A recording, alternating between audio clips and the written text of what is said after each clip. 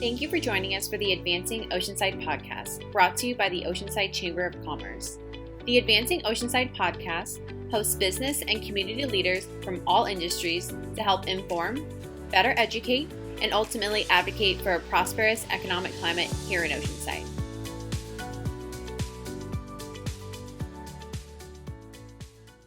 This year, Tri-City Medical Center celebrates its 60th anniversary. After 6 decades of service, Tri-City Medical Center remains committed to the community, fulfilling the vision of the leaders who championed its creation. The combination of world-class care and community stewardship has earned national recognition for the hospital. Tri-City Medical Center has been named a top 100 hospital several times, received national certifications in stroke care and heart failure for its Pulmonary Rehabilitation Center, been named a Best Maternity Hospital by Newsweek, won Wound Care Facility of the Year, has been designated as a Blue Distinction Center for Cardiac Care and Spine Surgery by Blue Cross Blue Shield, won countless awards for its heart and stroke care, and was named one of the top 100 hospitals for spine surgery nationwide, awarded by Healthgrades. Learn more about all the things Tri-City Medical Center has to offer by visiting tricitymed.org/community. That's tricitymed.org/community. And now, let's jump into the interview with Jennifer and Aaron.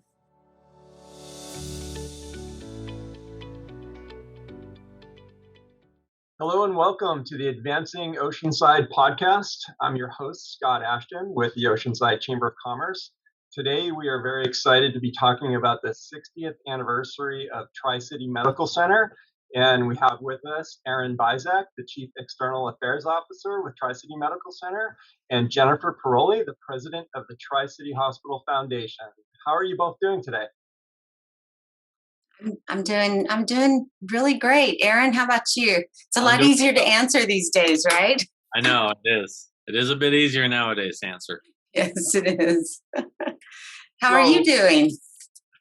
Great. It's so nice to see you both again, and I think the circumstances are a little bit better, and it's nice to have some different things to talk about. And I know we've talked so much about COVID, and now it's great to be able to talk about your anniversary and how we're celebrating that. And that just leads right to my first question. So first of all, just a big congrats on 60 years of serving our community. Can you just maybe share a little bit about some of the ways that you're recognizing this huge milestone? Yeah, it is a big milestone, and it's interesting. We were recently at an event with you where you were talking about the Chamber celebrating 125 years. Is that correct? Yes. Yeah, so I was thinking about that. I was like, wow, 125 years is a long time. But then I thought about it and I said, well, you guys are open about 8 hours a day. We're open 24 hours a day. Yeah. So if you factor it all out, we've been open a very, very long time, even longer than 60 years for normal business. But, the hospital really grew out of this community. It was the chambers. It was the local city council members and leaders that decided to build a hospital and form the healthcare district so many years ago and opened it 60 years ago. Actually, July 16th.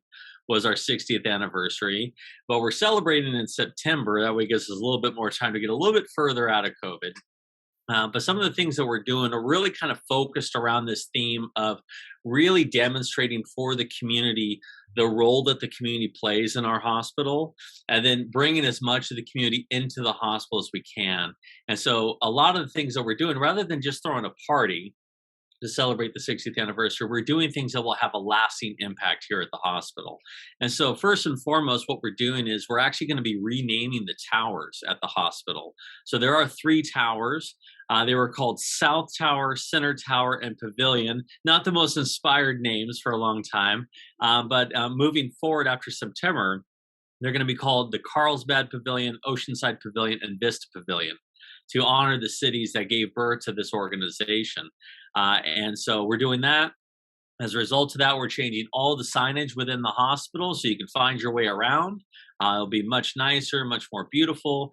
We're also doing a history wall at the hospital with panels representing each decade. That'll be at the front of the hospital, actually the hallway as you lead to the foundation where Jennifer's office is. And that'll talk about the storied history of our organization in this community and honor the people that have been instrumental including the chambers, the cities, the foundation, and of course our auxiliary, who are our senior volunteers here at the hospital. Used to be called the Pink Ladies, now called the Auxilians, as well as all the people that have worked here for so many years. So we're doing those things, but we're also looking to honor our staff members. So we're going to launch what we call the Healthcare Heroes poster campaign. And so all throughout the hospital in different locations, 20 locations, there will be posters profiling some of our amazing people in all kinds of different positions here at the hospital. Well, one of the things that I really like is when I walk into the lobby of the hospital, there's a plaque right there recognizing the significant role that the Oceanside, Carlsbad, and Vista chambers played in the formation of the hospital district in the 60s. I know you touched on that. Can you talk a little bit about the relationship with the chambers over the decades and why that's been important to Tri-City? Well, I mean, going back to our beginning, obviously the chambers were founding partners in the hospital. This was a developing area in the 1950s. Right around that time, a number of the chambers in different parts of San Diego County, what would be called rural many years ago, now suburban, they were developing, and they recognized that they needed high quality healthcare. And so that's when our healthcare district and other healthcare districts were formed. But, we've been members of the Chambers of Commerce since the beginning and have a very close relationship with them. Obviously, the chambers are leaders in business advocacy and partnership. And so we have been partners with them. And by virtue of those relationships, have been able to partner with countless other organizations in our local community, both business and nonprofit. We are, and as are all the other businesses, an economic engine. So we're able to bring millions of dollars in additional benefit to our chamber partners through Oceanside, Carlsbad, and Vista chambers. We're also a member of some of the chambers of outlying cities as well, who aren't technically in our district. But I think that the chamber, from an advocacy standpoint, from a partnership standpoint, you couldn't ask for a better partner than what the chambers have been able to provide over these many years. Yeah, well, thank you. And Jennifer, I know that the foundation is also a member of the chamber separately from the hospital, and we've partnered together over the years and using our social media network to share some of the amazing work that you're doing. And I know we're going to ask you to talk a little bit about that. Okay. So just, along the lines of what we were just discussing with the partnerships with the chambers, and we've certainly enjoyed a very fruitful partnership. We know that you're very strategic about your community involvement and really tying what you're doing to the social determinants of health. And if I understand correctly, you're through your coastal commitment, Tri-City has relationships and partnerships with about 60 different community partners. Can you maybe talk about how you manage those relationships and use those to serve our community? Yeah, Tri-City's always been a very strategic partner with local community groups. But in 2019, we decided to formalize that. We did it, of course, right before COVID happened, not anticipating that COVID would happen. But we decided to brand it all of our outreach initiatives, and really tie them more closely into the outcomes of what they call the Community Health Needs Assessment, which is a document that is produced every 3 years by the Hospital Association, of which we are a member. And we are a leader on the Community Health Needs Assessment Task Force. And so what we do is we figure out what are the identified needs in our community from a healthcare standpoint, from a social and economic standpoint. And those are the things that we have invested our resources into. And when I say resources, not only financial resources, but human capital as well. And so COASTAL is an acronym that stands for Community Outreach and Support Through Active Leadership. And that is the key component of it. Is not only will we provide some financial support to nonprofits that are providing services that are aligned with the needs of the members of our community, particularly those most at risk, but also we encourage our own staff members to get actively involved and to take an active leadership role in those organizations. And so that may take the form of us, providing in-kind contribution of marketing and graphic design services for one of the nonprofits, or one of us will go and teach a class at the nonprofits. We actually do quite a lot of those things. Our human resources department will go into a homeless shelter, for instance, and teach resume writing and interview techniques. The kind of things that will make a significant contribution that many nonprofits can't afford to do. That will help elevate their ability to serve the community. And, we kind of follow the rising tide approach. So the rising tide is going to lift all boats. And so that's what we're trying to do with the Coastal Commitment. 60 partners is a huge undertaking. It's managed by my team in external affairs and everyone else here at Tri-City who's invested in this. And actually, as part of our 60th anniversary, we're having an event for our staff. And one of the key components of that event is a resource fair where we will give them an opportunity to sign up to volunteer with those 60 partner organizations. And so we've also established a website, tricitymed.org/community. And so if nonprofit organizations are doing work that is aligned with the needs assessment, they can fill out an online application and we can actually approve those and provide support that way. And then we work with them collectively to figure out how we might best volunteer with their organizations. Good. I really love that model of you guys finding the good work that's already being done in the community and just coming alongside it to expand their capacity. So I think that through that model, you guys are serving our community very well. So Jennifer, you and I had a chance to sit down and talk several months ago. So I appreciated that opportunity. So since then, what's the latest with the foundation? And maybe can you talk a little bit about some of the upcoming events? Oh, I'd love to. And I always enjoy having a chance to chat with you. You make it very easy and positive, and it's just a great platform to share what's going on. We're very busy here in the foundation. We've been able to pivot away from COVID a bit and start talking more about the emergency department remodel, which is a project that we're really, really proud of.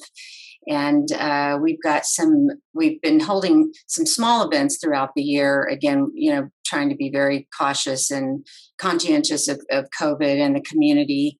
We do have a wine tasting event that's coming up, and it's more of a way to thank our donors and to thank our corporate partnerships. We have some great corporate partnerships. San Diego Imaging, their $25,000 corporate partnership, McGriff Insurance, Fire Architect, Children's Primary Dental. So there's a lot of people, in spite of the pandemic, that still stepped up. So we're having this, the wine tasting, just as a development and a way to say thank you. We're also having a whiskey, we're calling it a whiskey giving. And there's a lot of excitement about this.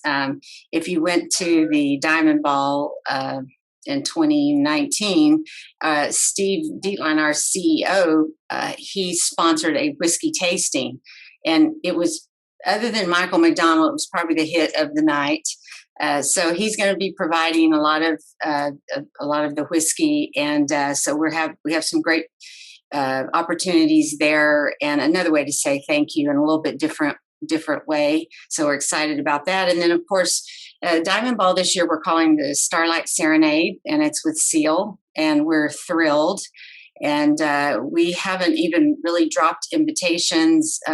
We've announced it here and there, and as of today, I believe we only have about 10 tables left.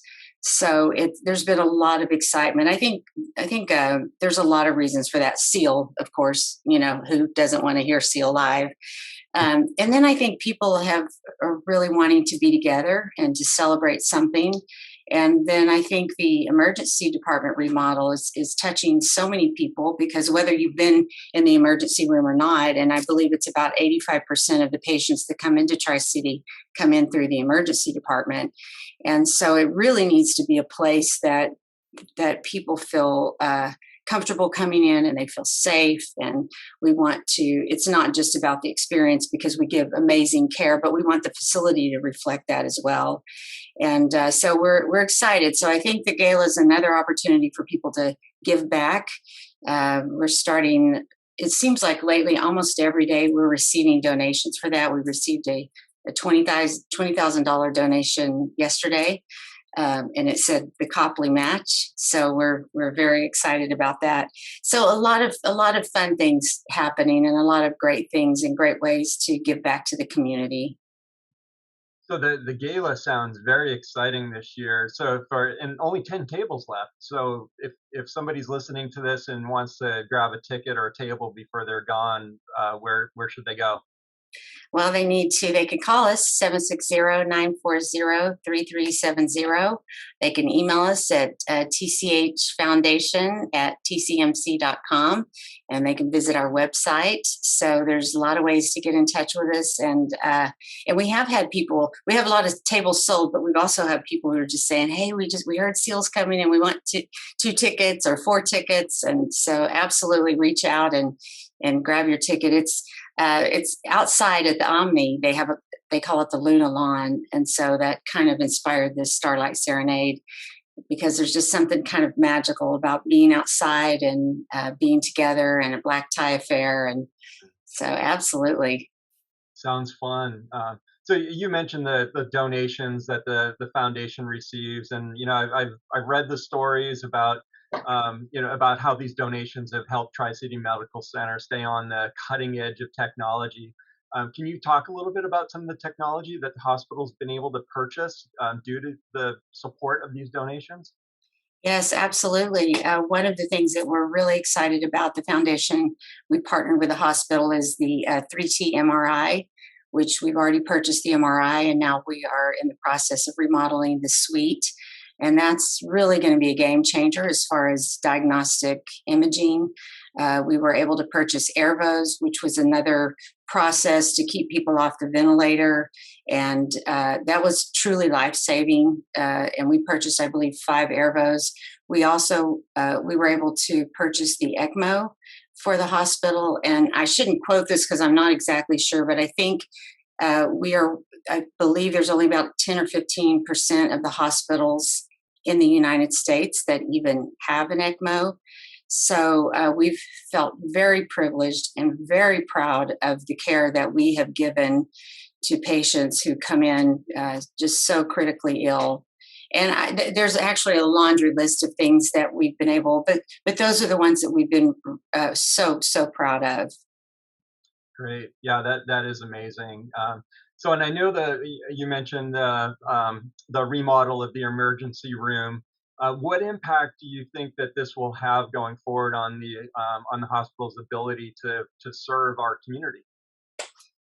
Actually, it'd be easier to say what areas it won't impact, because really every single patient and their family, their loved one, their partners that walk through the door.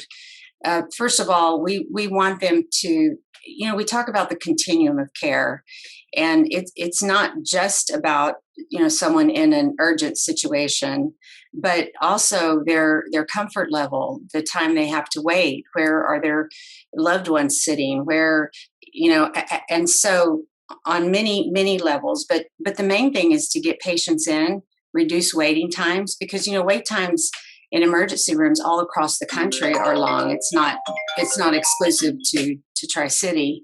And so that's one of the big impacts that it will have, is reduced waiting time. So, and all of that increases the level of comfort that patients feel. When they walk in, they know that every single patient that comes in, whether they walk in or they're brought in on a stretcher, that they are important, and that every minute counts. And we want people to feel that and to see that. So it's really going to change. Not that we don't already give great care, but it's just going to be we're going to be able to expand upon that and make sure that the facility is state of the art, and also implement some things that are, we want to be careful about our environment.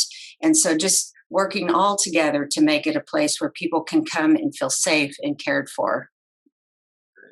I would just add to that, one of the other things is that we're going to be able to, looking at the colors that we're using, the flooring, and all these different pieces of it, we're bringing in colors from our local community and from our local environment into that design.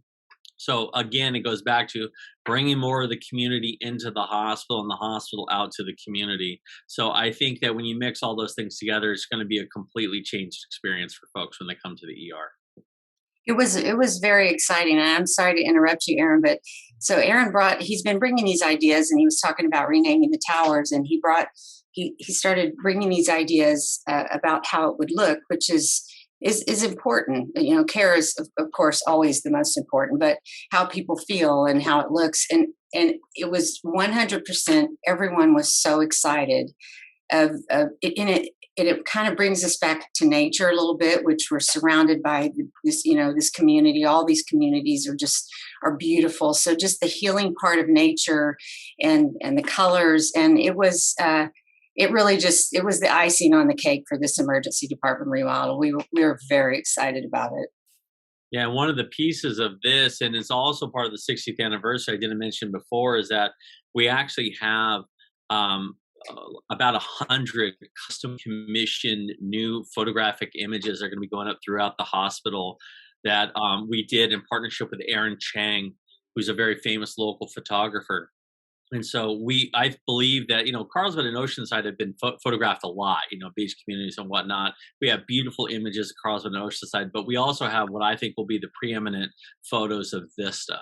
We've taken these incredible photos of the city of Vista. And so in each part of the hospital that will be named after the cities, you will have images from those cities, including in the emergency department. That is very exciting. I look forward to seeing all that.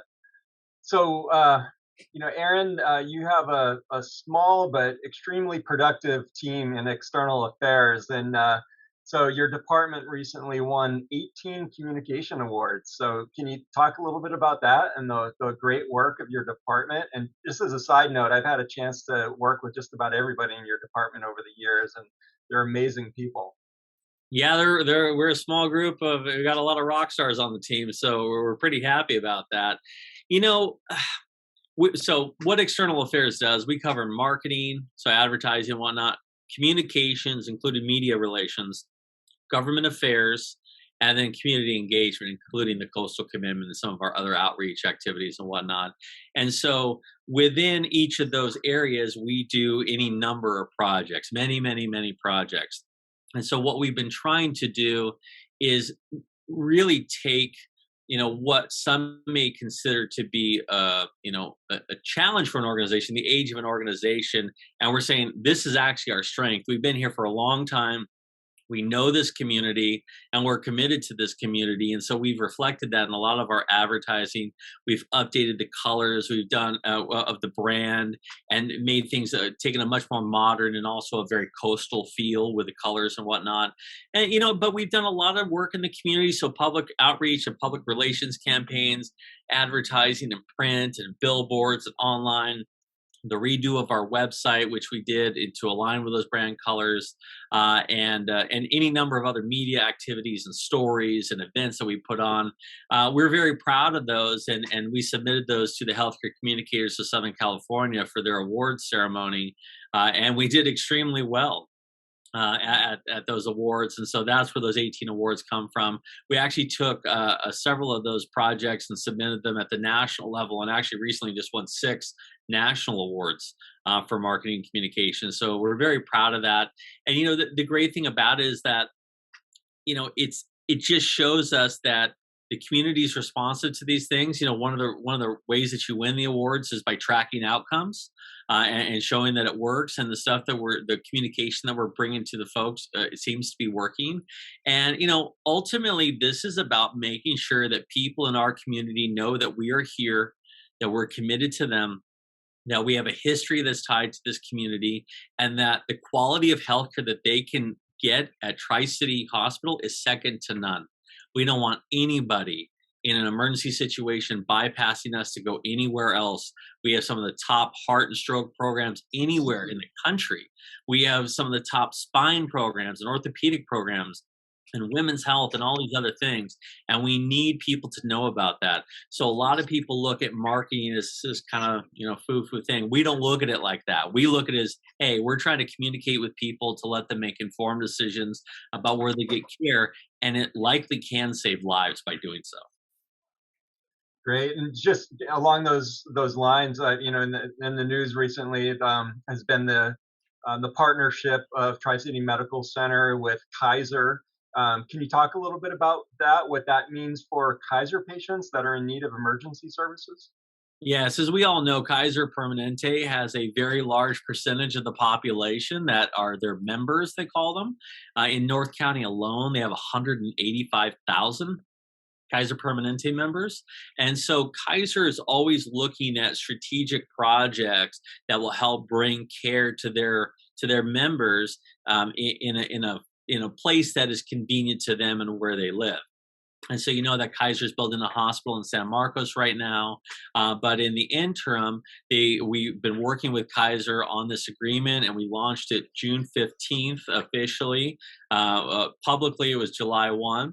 And what that means is that Kaiser Permanente patients can now go to Tri-City as a Kaiser Permanente plan hospital, which means you can go to the emergency room here to get stabilized. But if you should happen to need to be hospitalized, you can stay at Tri-City. You can also have a wide array of different surgeries at Tri-City and things of that nature. And so it just makes it, more convenient for folks in North County who are Kaiser members. And it also gives us an opportunity to expand our relationship with more members of the community. So we think it's a really positive thing. It's the contract is for 2.5 years, but we anticipate in discussions with Kaiser that they will still have need for additional services even when their hospital opens. So we're hoping that this relationship can be a long-term relationship. Great. So I do need to touch on the COVID thing briefly. I know that's not what this interview is about, but I do have one question on that. So just what, if any, permanent changes do you feel like the pandemic has made in the way that Tri-City will administer healthcare going forward? Well, I'll take it, and then maybe I'll hand it over to Jennifer if she has some thoughts on the foundation. But as you can imagine, a once-in-a-century pandemic can test an organization and just see how strong you are. And I have to say that all of us on the leadership team are extremely proud of how our people performed under intense pressure, and they just did amazingly. I think that we learned a lot of lessons throughout COVID, particularly as it relates to the care for people who are critically ill with respiratory illnesses.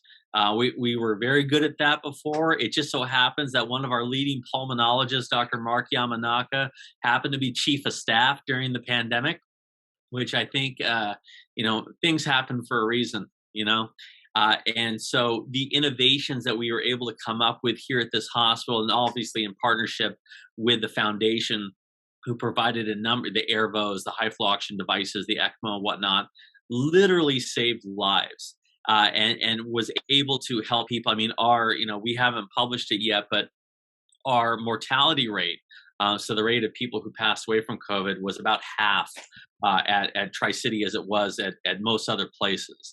And so we're extremely proud of that, even though we had some very sick patients. We had upwards of, we had 100 COVID positive patients in the hospital on one day. That was our highest total.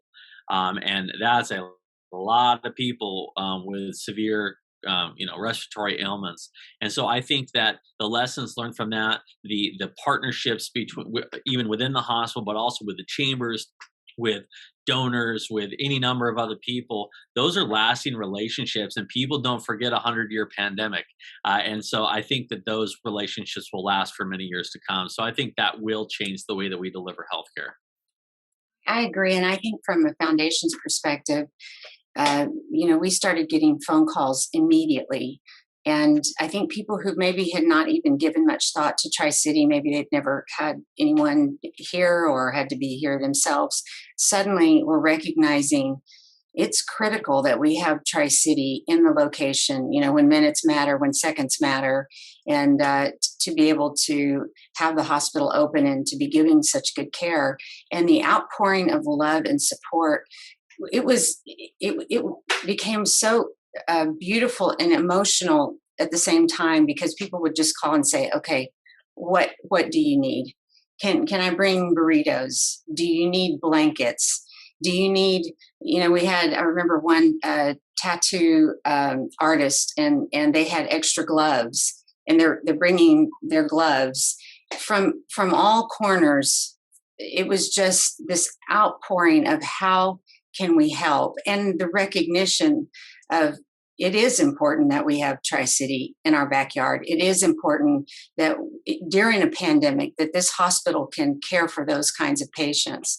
So we had people call over and over, people dropping off masks and people wanting to buy dinner and people donating money and companies reaching out saying, what do you need? So I think that one of the positive, the silver lining that could come out of all this was people recognizing the care that we give and coming together as a community. I don't know when I've ever felt such a strong sense of community that every single person matters and played a role. And, I had some people say, well, I don't, I'm not a nurse, I'm not a doctor, I'm not, but yet they're giving money. And I said, what you're doing is literally saving lives. So I think it changed us all. I think we all looked at life and thought, we need to treasure it a little more closely and maybe get involved a little bit more than we've gotten involved before. So I do think it was life-changing and some sadness, but a lot of beauty came out of that.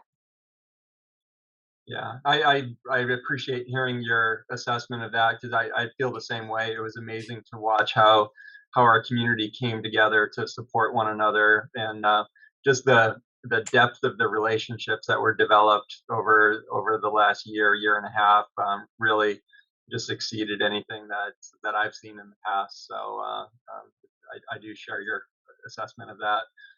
So I'd like to wind down with some trivia questions, things that our listeners might like to know. So I'm going to throw these out there, and we'll see what. This is going to be really embarrassing if I can't answer some of these questions. Well, you can team up on it. So, okay. So the first one is, how many babies are born at Tri-City Medical Center each year? You want to take it, or you want me to take it? You take it, Aaron. I know the answer, but you take it. So it has changed a little bit over time. The birth rate in the United States has gradually gone down over time. But if you look at it on an average monthly basis over the last decade or so, it's just under 200 babies a month. So we're looking at about 2,300 babies a year. And so, you factor in how high it was previously. We've delivered a whole lot of babies at Tri-City Medical Center, myself being one of them, because I was born at Tri-City Medical Center many, many moons ago, as was my son. But yeah, we do deliver a lot of babies here. It's funny, I always think about when people say, were you born at Tri-City? But I think of not only the people that were born here, but the number of people who have had additional birthdays because of Tri-City. The people that have come in dire situations that we've been able to help. And, when you think about it in those terms, it's quite overwhelming. Right. And we had a fun opportunity to meet the first baby that was born, and he's actually living in Indiana, right, Aaron? I believe he's in Indiana. So he was in Carlsbad, and he was visiting his mother, and he called us, and he and his wife stopped by, and it was just so much fun to talk with him. And of course, we had a big laugh at the fact that he can't really hide his age since, so, but it was great. Yeah, he was the first baby born on the first day of the hospital was open, July 16th, 1961. And he's actually going to be on the history wall. So a picture of him as the first baby will be on our history wall at the hospital. That's great. I love that. So, okay, next question. How long have your longest tenured staff members been at Tri-City Medical Center?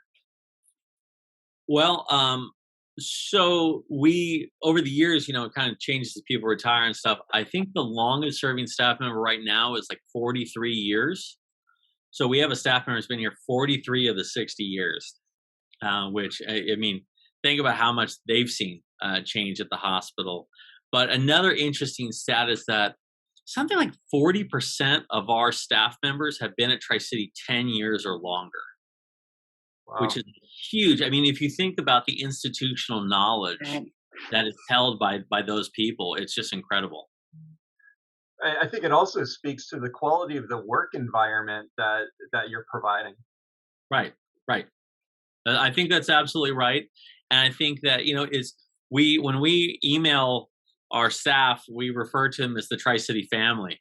It says, "Dear Tri-City family." And I have to say, as somebody who spent a lot of time around this hospital when I was younger, and I worked in an ambulance, and getting hurt a lot when I was a kid and getting hurt a lot as an adult. I'm one of those guys. I think that one of the things that's always struck me about Tri-City is that it does feel like a second family. When you come here, it's not like, oh, I just go to work and then I go home. And so I think it's one of the things that really stands out about this organization. I know Jennifer's been here, how many years? 14, 15 years? No, longer than that, probably closer to 17. 17 years, yeah. Yeah. Which is weird since I'm only 23, but go figure. Right. You started when you were 6. You're violating a bunch of child labor laws. Yeah. All right. So the next question, how many vaccines have been administered by Tri-City Medical Center? Well, off the top of my head, I can just give like a big round number. So I'm going to ask Aaron to fill in the details, but I believe we're over 32,000 that we've administered here at Tri-City. But that number's a lot bigger because of all the other areas and community that we went out into. So Aaron, you probably have a better. Yeah, so you're right. It's 32,000 here at the hospital, but we had a vaccination response team of 7 nurses that worked every single day over at the Cal State San Marcos Super Center, Vaccination Super Center. So there's countless thousands more that have been vaccinated by folks at Tri-City or at Tri-City. And, on top of that, we have a program for homebound seniors. And so we go out to people's homes and give the vaccine at their house. We've done at least one outreach project in an underserved community in Oceanside, and we have ones coming up in Carlsbad and Vista as well. So it continues to go. The demand has dwindled a little bit, but for a long time we were jamming there and doing a lot of vaccines for folks. So it was good. So final question, Jennifer, you mentioned that Seal will be your entertainer at the gala this fall. Did I mention that? Did I happen to mention Seal? You did. So, but this is a related question. So, who was the biggest name to ever entertain your foundation gala audience? That's a little bit of an unfair question because if any of them are watching this podcast, I could really offend some people like Jay Leno, Dana Carvey, Bill Engvall, Michael McDonald. So I'm going to have to plead the fifth because I think they were all truthfully, they were all great. And they all came with such an attitude and idea to give back and to interact with the crowd. And so I think, Jay Leno, he was the very first headliner we had. So I think by nature of that, and it really turned the tide and, took a while to get us to the point where we were ready to have a headliner. And then once Jay arrived, it was not, should we, it's who's it going to be next year? And it's just, each year has been a lot of fun. And then when we brought music in with Michael McDonald, that set the bar pretty high. And then of course, Seal. So I don't know. I'm not sure about next year. I'm already kind of thinking about it. I'm thinking, oh goodness, it's going to be hard to beat the ones we've had. Yeah, I'm thinking you're making it difficult on yourself when you keep setting the bar so high. That's a good problem to have, definitely. It's a good problem to have, yeah. Yeah. Absolutely. So, I've appreciated this time with you. Do either of you have anything that you'd like to share just with our audience in closing? Jennifer? Well, I just like we mentioned, if you want to get involved, and not just with the gala, but there are a lot of ways to get involved. We actually need volunteers for the gala. We want everyone to have an amazing experience. So we're going to have some ambassadors and some concierges at tables to take care of everybody.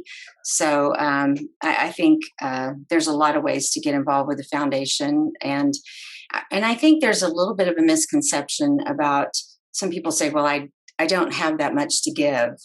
And when we're opening mail and we see a check for $10, we get as excited. And I'm not kidding you. I mean, it sounds trite, but we're just like, oh, how sweet. And so every dollar does matter, especially now with the David C. Copley match, the 2-to-1. So I think that if people feel so inclined to get involved, they should. At whatever level their heart pulls them, I think that they should. Yeah, I just say, obviously the remodel of the emergency department is a major focus for the organization moving forward. And so, again, the David C. Copley Foundation, this amazing, incredible foundation down in San Diego, has saw fit to invest in Tri-City Medical Center with a 2-to-1 matching gift. And so everything we raise up to $600,000 will be matched 2-to-1. And that money goes a very long way for us at the hospital. I think just, the awareness of the various projects that are coming forward. We have an agreement with the County of San Diego. We're going to be building a new psychiatric health facility here at the hospital on our campus. And so that will be a key piece of the larger mental health continuum puzzle. And it's something that we've been working on for a number of years now. So that's a very positive development. And I just think that, in the Kaiser agreement and all these things, that there's so many positive things that are happening here at the hospital. I would just invite everyone in the community to come along with us on this ride and see where this takes us, because, we've been here 60 years, but we have every intention of being here 60 more and much longer. Great. Well, hey, thank you both for the great work that you're doing in advancing our community, and thank you for taking time to be on our show today. Oh, thank you. Thanks for having us. Really appreciate it. Really very honored by it. Thank you. Yeah, thank you, Scott. Thanks for the time, and we appreciate the partnership. We hope you enjoyed this episode of the Advancing Oceanside Podcast, brought to you by the Oceanside Chamber of Commerce.